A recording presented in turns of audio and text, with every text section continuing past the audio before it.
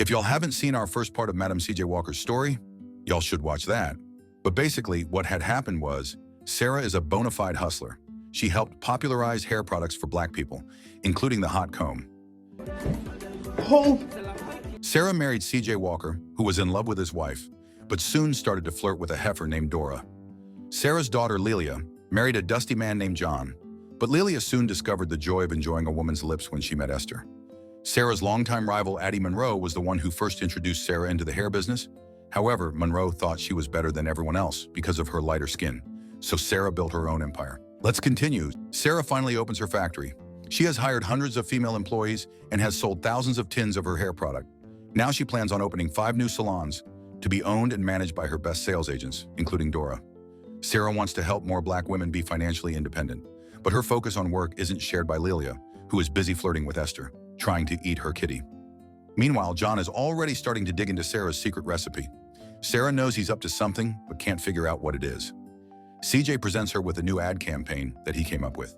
They are going to market their own version of the Gibson Girl, this time a Black woman, the Walker Girl, who will be the face of their company. However, Sarah looks at the drawing, and it looks like a white woman that was just penciled in. Sarah plans to go to New York to meet with Winston. Winston helps 10-cent and less stores cater to Black people, and Sarah wants her new product, Glossine, on their shelf soon. It's clear C.J. is starting to feel emasculated by Sarah and her domineering presence. During dinner at Ransom's house, Nettie tells him Sweetness visited again. Sweetness still believes he invested money in Sarah's company through the illegal bet he made. Nettie warns Ransom that this could get him fired and ruin his relationship with Sarah. But Ransom explains that he already told Sarah the truth about his investment months ago, and she was very understanding about it. Sarah wants to take Lelia to New York instead of C.J.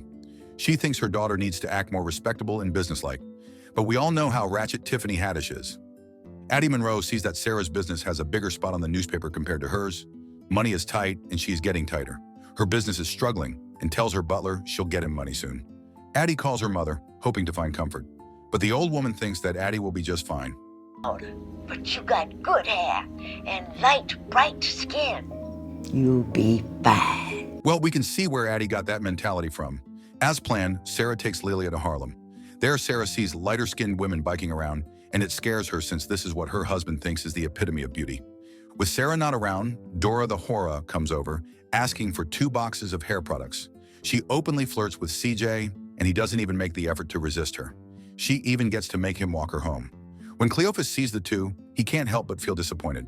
And because no one is at home, John takes the chance to dig for secrets in Sarah's office. When C.J. returns, Cleophas tells him off for his wandering eyes. He says that C.J. shouldn't complain about how busy Sarah is, but he has to stay faithful so he won't lose his true love. Cleophas reminisces how he and his wife were so in love and did anything to be together even during the slavery days. Nothing kept them apart.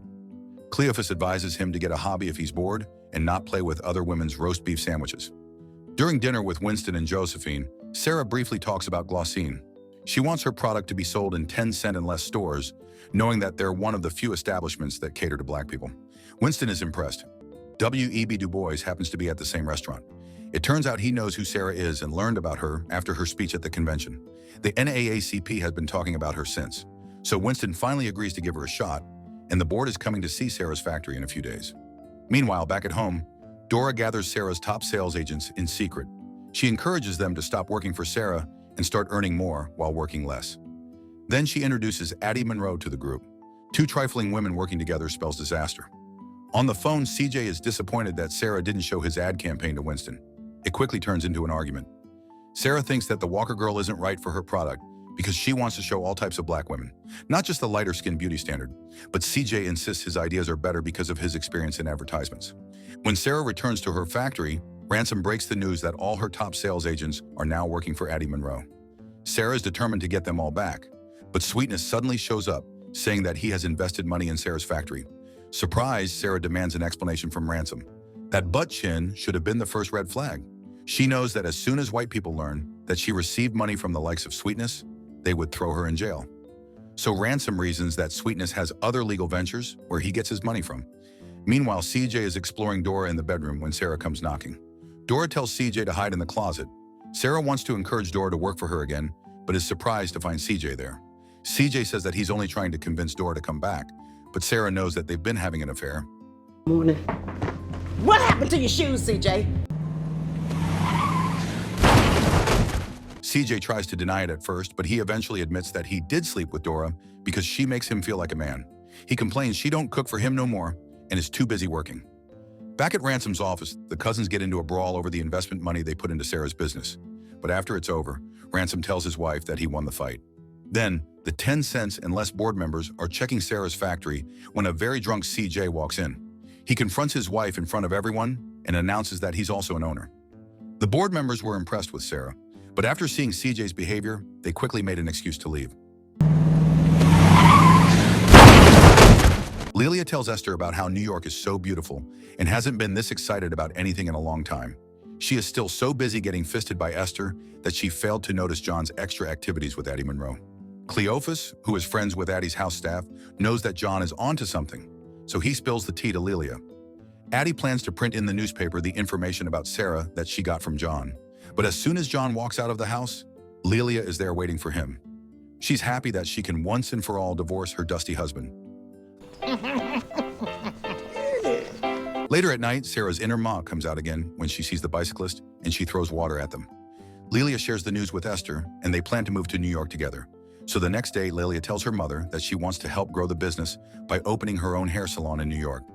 Sarah has waited years to hear Lelia be interested in the company. At church, she sees Addie attend the service with the top 5 sales agents who switched up. Angry and disappointed, Sarah tells her daughter that they have to work twice as hard since they're darker. She gives her go signal to Lelia to open their newest salon in New York. Sarah also plans to put her own face on the tin cans and for every ad campaign. But when Lelia gets to the train station, Esther has ghosted her. CJ apologizes to Sarah and even gives her an expensive ring. But even though she still loves him, Sarah stands her ground and officially kicks the dusty CJ out of the house. In just 2 years, Sarah becomes the first self-made female millionaire in the US. Her products and beauty kits with hot comb are selling like crazy. Lelia opens her own salon in Harlem called the Dark Tower. But in the middle of a celebration, Sarah gets dizzy and loses consciousness. The doctor says her kidneys are failing and there is no cure unless she unbigs her back on a vegetarian diet and goes on a sabbatical. Sarah hides this from Ransom and Lelia. Instead, she wants to have her own convention and invite all her 10,000 employees. Sarah wants Lelia to go with her and check out the venue for the upcoming convention.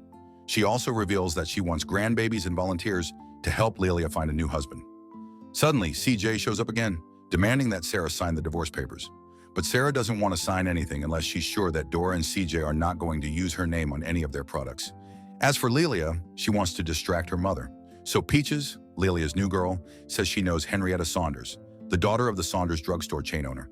They can meet up with her and try to strike a business deal. As for CJ, he refuses to leave New York until he gets what he wants from Sarah. Dora wants to be the new Madam C.J. Walker and needs to get rid of Sarah soon. Sarah is shocked when she learns that the board members of the Saunders drugstore want to meet her. She's starting to believe that Lelia is capable of running the company. Lelia also wants them to make a new ad campaign just for Saunders, and they get a girl named Fairy Mae Bryant as their model. Sarah likes the girl and offers to help her. Besides, she wants a kid in the house for a change since her lesbonist daughter isn't giving her any. Ransom says that it's impossible to find a venue for a huge number of guests, so Sarah wants to invite all her employees to her house instead. But Ransom is against this because Sarah is the first black person to move into an affluent neighborhood, particularly next door to Rockefeller, and they don't want to spook the white folks. But Sarah has made up her mind. Then Addie calls, accusing her of stealing her hair growth formula. She got the information from CJ that their products are practically the same. Addie threatens to get the formula tested by a chemist and bring down Sarah's company. Another win for Sarah as the Saunders board members agree to do business with her. After that, she confronts CJ for telling Addie that she stole the hair growth formula from her. It's a secret he's supposed to take to the grave. CJ apologizes. It turns out he still loves Sarah and wants to get back with her. It gets heated, and the two end up tossing each other's salads. Meanwhile, Peaches is getting tired of Lelia's excuses. She wants them to move to Paris so they can enjoy each other's peaches in peace. But Lelia doesn't want to leave her mother. Just then, Sarah catches them kissing. She doesn't agree with their relationship and finally admits that she's dying because of kidney disease. So Lelia promises to settle down and produce an heir for the company. Then Sarah finds out that Sweetness died while getting ice cream with Ransom's son. Some white teenagers ended up hanging Sweetness. She drops all the preparations for the convention and returns to Indianapolis. She first sees CJ at the wake, and then the horror shows up. Then Addie confronts her, and Sarah admits that she did steal her formula, but made tweaks to make it better. Addie threatens to press charges, but Sarah isn't bothered by this. She reminds Addie that she asked her to work together, but Addie didn't want to. Sarah thinks they could have been extremely successful as a team, and she finally convinces Addie to let it go. She got the gift of persuasion because ain't no way I'd let go of a fortune. Ransom already knows about Sarah's declining health. He remains loyal until the end and will deliver the signed divorce papers to C.J. He assures Sarah he'll make sure she'll be remembered. On the day of the convention, Sarah is met with protests. Her workers want her to drop the deal with Saunders. They think that the deal will affect their work. They want Sarah to know that they'll quit if she insists on working with Saunders.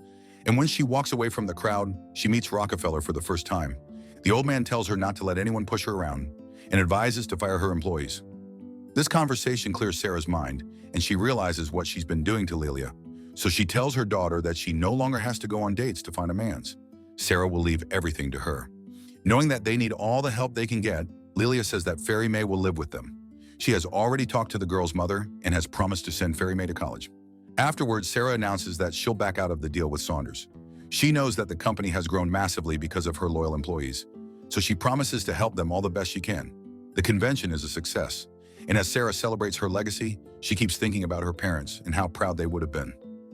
Lelia became president of the company after Sarah died in 1919, and Ransom worked for the company until his final years. C.J. married Dora after the divorce and created their own company, but both failed eventually. Both remained dusty. Lelia adopted Fairy May, and she became the president after Lelia. Now, Fairy May's grandchild is still working hard to keep the legacy. Sarah was a known philanthropist.